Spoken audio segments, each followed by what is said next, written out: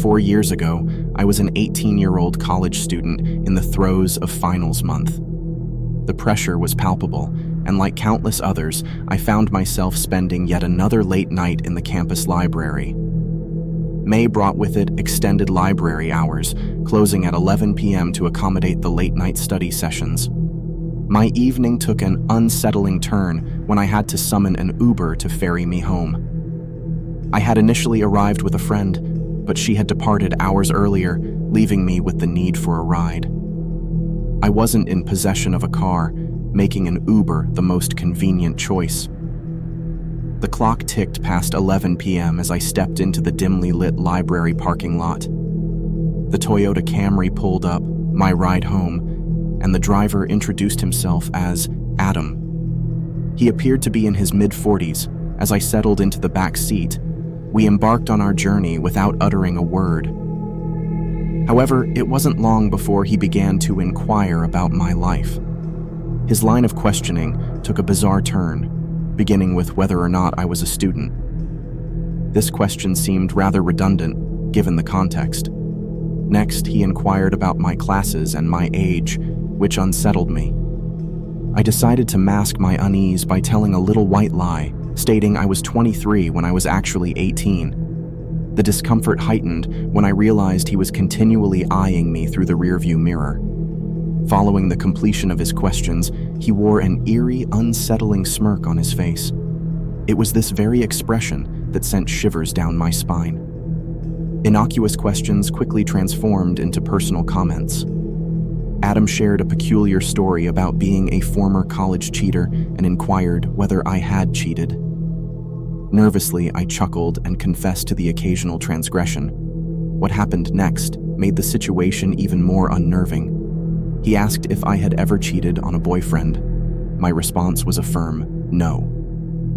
As the minutes ticked away, he turned onto an unfamiliar route, making a left instead of a right turn at an intersection. I mustered the courage to voice my concern, alerting him to the fact that he had taken the wrong route. He casually responded, stating that he needed to make a quick stop at his house to retrieve something. I implored him to drop me off first, but he insisted that his house was just a minute away. Despite my reservations, he pulled up to his house and announced, "We're here." Then, with a chilling smile, he extended an invitation for me to accompany him inside. He claimed to have alcohol and food that could help me unwind after a night of studying. I couldn't find the words to respond, and my mind was racing. Petrified, I begged him, "Please just take me home." With an unsettling chuckle, he mentioned that he'd return shortly, exited the car, and ventured into his house. This was my moment to escape. I flung the car door open and sprinted away, filled with an indescribable dread. Although I didn't believe he intended to harm me, something about the situation felt profoundly wrong. Moments later, my phone vibrated with a message from Adam, the driver. The text read, "You know I have your address, hot stuff." It was a disturbing message that spurred me to run even faster.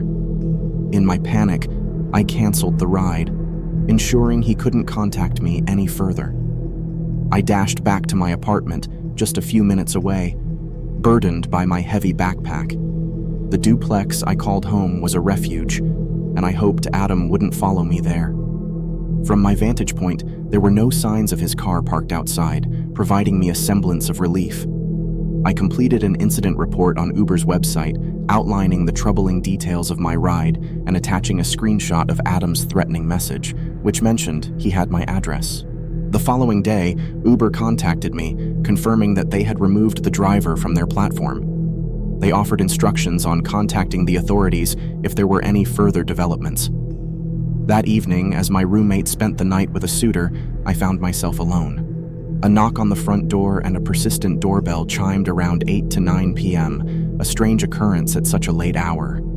Peering through the window next to the door, I spotted a figure standing on the porch. It was Adam, the Uber driver, lurking in the shadows, poised against the wall. He had something in his hands, although I couldn't discern its identity. I fumbled for my phone and dialed 911, making an urgent plea for the police to come to my apartment as quickly as possible. but by the time the police arrived, the unnerving knocks had ceased and Adam had vanished from the front porch. However, he may have noticed the police cars stationed outside the duplex, as he never returned after that night. There was a protracted follow-up involving the Uber report and the police. Regrettably, lacking irrefutable evidence that Adam had been at my front door, I couldn't press charges. Thankfully, the semester concluded, my lease ended, and I returned home for the summer, leaving no discernible trace for Adam to find me again. At least, that was the hope. I've been an Uber driver for 4 years, and I've had my share of strange experiences, but none compare to the chilling night that unfolded last month. It's a story that still sends shivers down my spine and serves as a stark reminder of the fragility of life. My city, although not a bustling metropolis, had its own unique character. With a population of just under 1 million, it offered the perfect blend of activity and escapism. The best part was that a short drive could lead you from the city's hustle and bustle to the tranquil embrace of the countryside or the mysterious allure of the forest. On this particular night, I found myself working late, well past midnight, when a passenger requested a ride. The app directed me to pick up a young man, likely in his mid-20s. He appeared even younger, around 25, and had a clean-shaven face with a buzzed head, standing at about 5 feet 8 inches. But what struck me the most were his large, bug-like eyes. As he entered my car, he barely acknowledged my presence, a level of taciturnity I didn't mind. His destination, however, was in an area I wasn't familiar with, far outside the city, in a rural region. The trip was estimated to take around 30 minutes. During the drive, I couldn't help but sneak glances at him through the rearview mirror.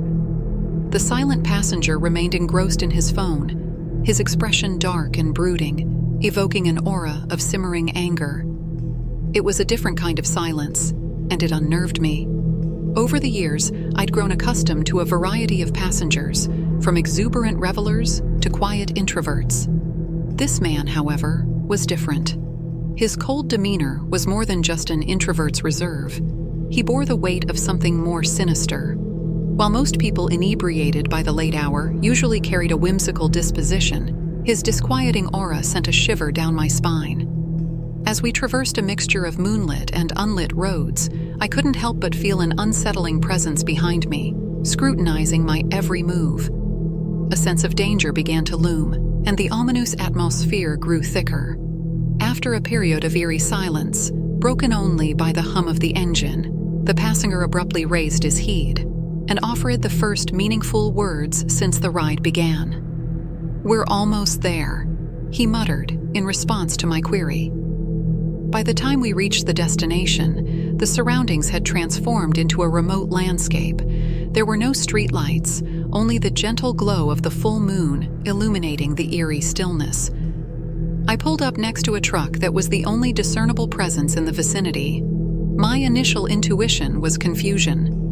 Why would someone summon an Uber to meet a truck in the desolate hinterlands? Why not have a friend pick them up? Yet, I dismissed these questions at the time, not realizing the gravity of the situation I was unwittingly stepping into. With my passenger vacating the car and entering the truck, I decided to make my exit, silently driving away. It was only a short while later, while continuing on the desolate road, that disaster struck. It was as if all 4 of my tires had spontaneously burst, sending the car careening out of control. Desperately, I swerved, struggling to maintain course, before eventually coming to a halt. I could feel my heart pounding as I sat inside the immobilized car. Panic gripped me, and my mind raced to process the bewildering events. This was no coincidence. Something was terribly wrong. A flash of dread enveloped me, and I sensed a nefarious plot unfolding. These mysterious passengers had punctured my tires deliberately, and I feared the worst. Instinctively, I bolted from the car and sought refuge in the nearby woods, my only sanctuary. From my hidden vantage point behind a tree, I watched the truck return, its headlights piercing the night. There were now 3 men inside. The moment they approached my stranded vehicle, they left no doubt that their intentions were malevolent. "Where is he?" one of them barked. "He can't be far," another replied, sending a shiver down my spine. I dared not make a sound, hiding behind the tree as they scoured my car, my anxiety heightened by the knowledge that I had left my phone behind. It was a regrettable oversight. The phone would have been my lifeline. With growing trepidation, I observed their discourse, frantically pondering my escape. After what seemed like an eternity, they finally retreated, leaving the scene and driving off into the night. Relieved that they hadn't discovered me, I eventually made my way back to the road. It would be a long and harrowing walk of over an hour to reach the main road, my only hope of rescue. The rain-soaked path was treacherous, but I couldn't afford to stay put. Flagging down a passing car on the main road, I hastily pleaded for assistance, and the driver dialed 911 for me. When the police arrived, I recounted the harrowing encounter, leading them to the abandoned location. However, to my shock and dismay, they found nothing. No evidence, no trace of the truck, and no clues as to the identity of the perpetrators. It was as if the nightmarish ordeal had vanished without a trace. My car had been stolen, my tormentors had vanished, and I was left in a state of disbelief, haunted by unanswered questions. While the nightmare remains unresolved, I hold on to hope that justice will one day prevail. This chilling tale still haunts me to this day, a grim reminder of the night I drove for Uber, my second job, and encountered pure malevolence. It was the witching hour on a Saturday, around 3 a.m., during the tumultuous bar closing hours. I had already been driving for a couple of hours, navigating the shadowed city streets. That's when the fateful call came, beckoning me across town to pick up a passenger from a desolate street corner. The passenger that entered my car was a man, African-American, in his mid-20s. Dreadlocks framed his face, and a small tattoo etched the canvas of his neck. A casual observation, but I didn't dare to linger on it. As he entered, I attempted to strike up a conversation, asking how his night was going. His response was a mere grunt, curt and indifferent. Not everyone we encounter is in high spirits, I reasoned. I confirmed the address he provided, which seemed to lead to a house, and he simply replied with a monosyllabic, "Yeah." A minute into our journey, his demeanor shifted, taking a more aggressive and anxious tone.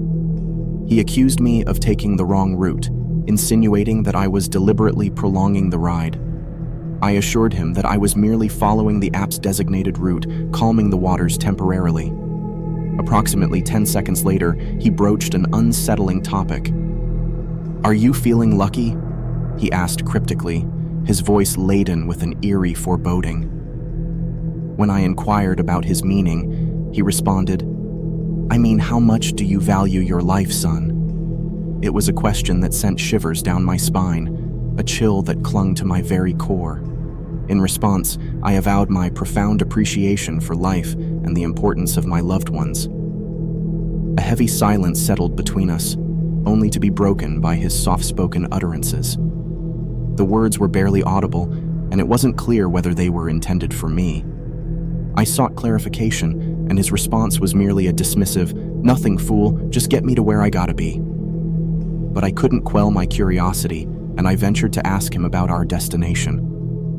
"Where are we heading anyway?" His reply was ominous. "I just gotta take care of some unfinished business." The implications of his words unnerved me, but I dared not delve deeper into the conversation.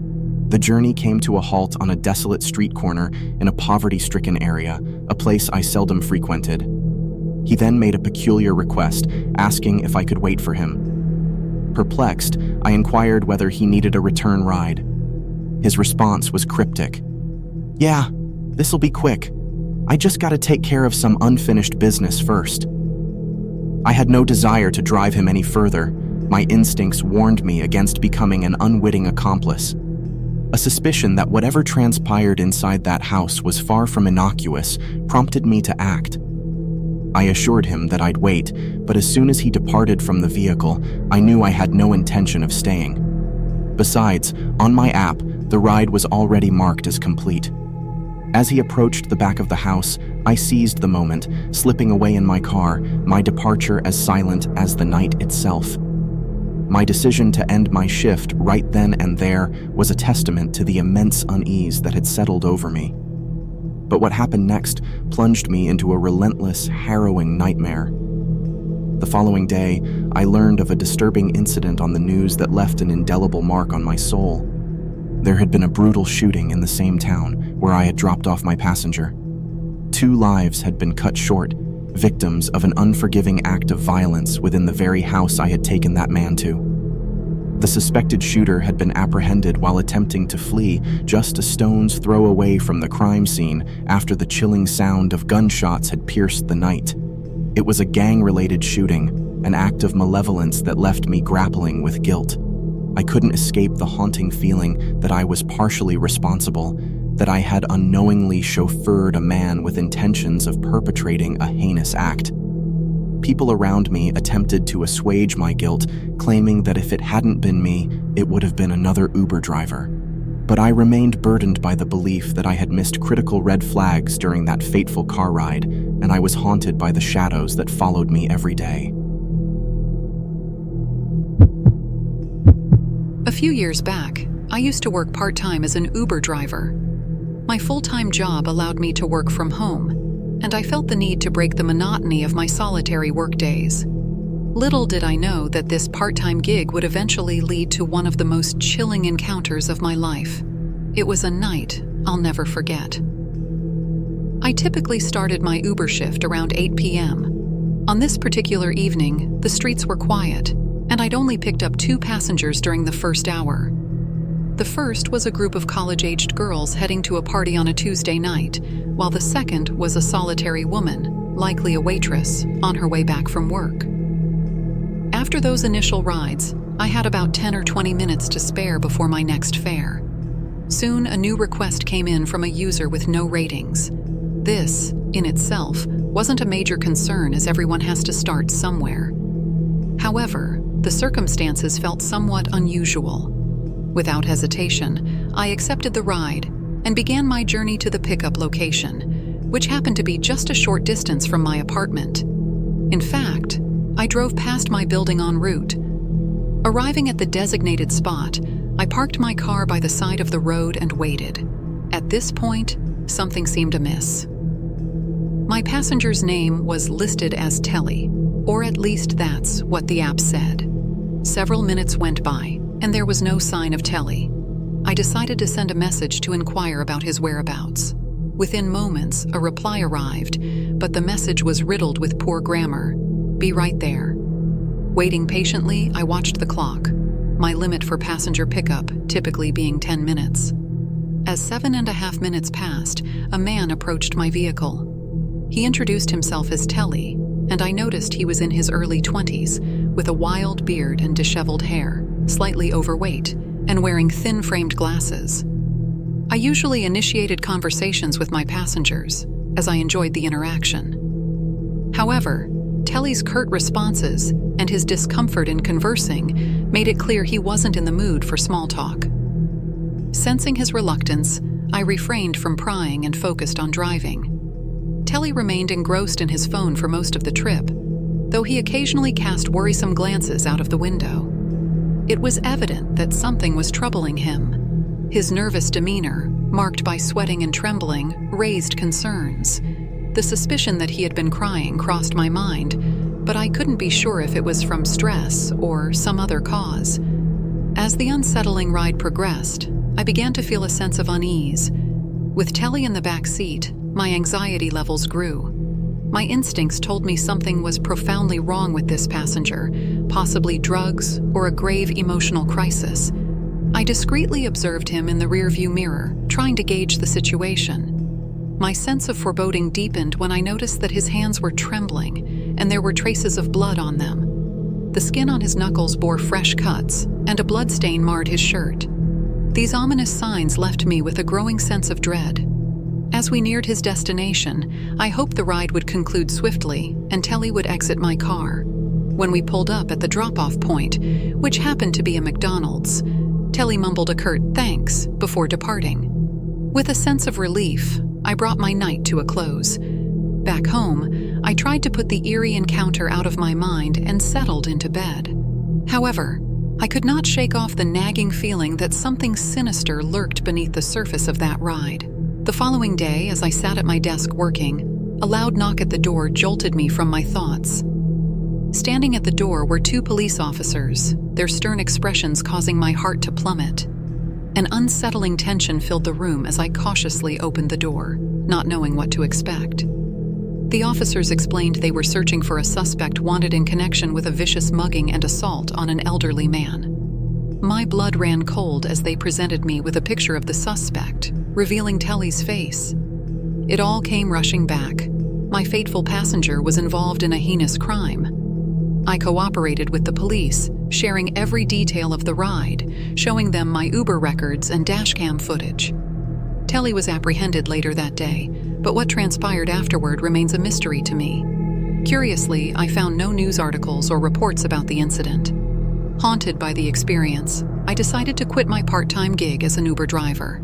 The night had been a stark reminder of the dangers faced by drivers, and my safety took precedence over the extra income. This chilling encounter, thou years ago, still leaves me with lingering uneasy and unanswered questions about Telly and his malevolent actions. This sinister story still haunts me, an eerie tale of a stormy night, a misplaced ride, and a brush with something unspeakable. It all began after my night shift ended at 4 a.m. A raging thunderstorm had unleashed its fury, the first of the year.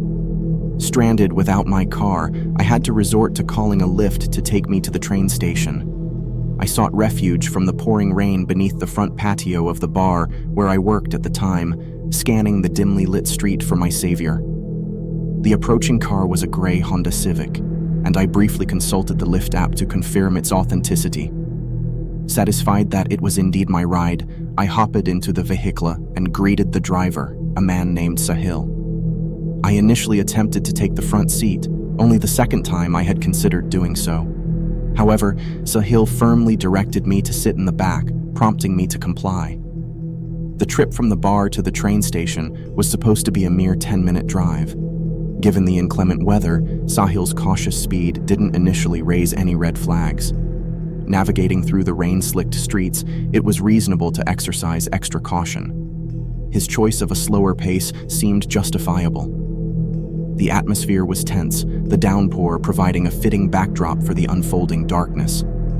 It wasn't until Sahil murmured something indiscernible under his breath that unease began to creep in. Moments later, he abruptly pulled the car over to the side of the road.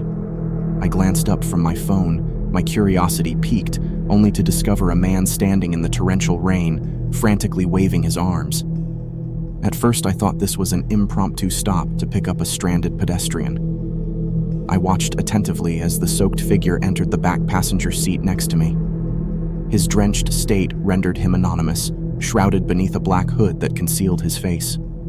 I instinctively shifted as far to the left as possible, affording myself a modicum of distance from the stranger.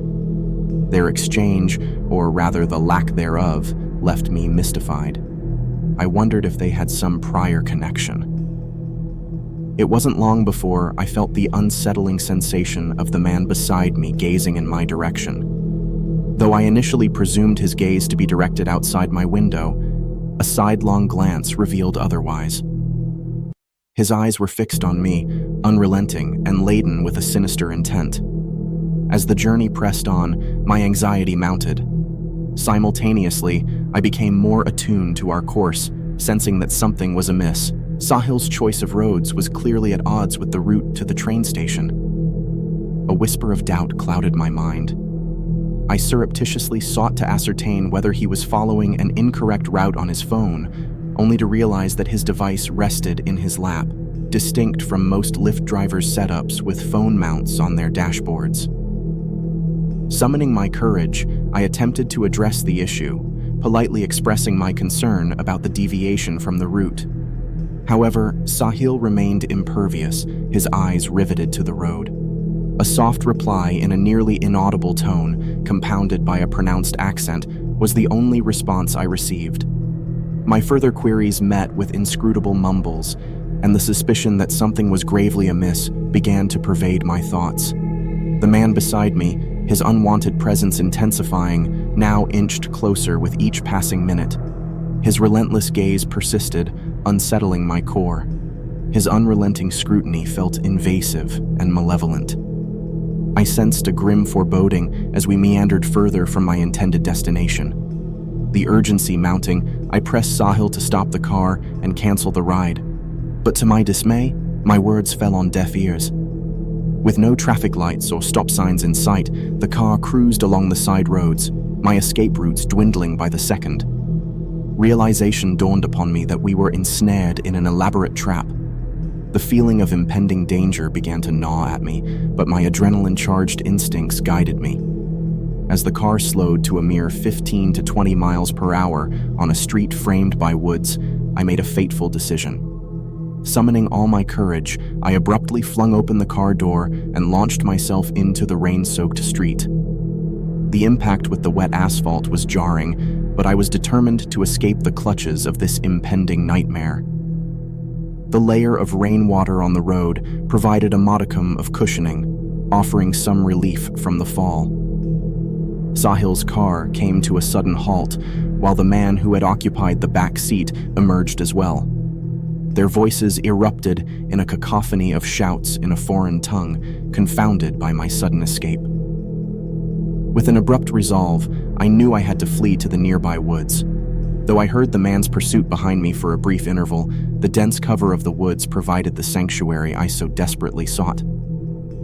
He yelled something back in Russian, I surmised, before retreating to the car, which sped away into the night.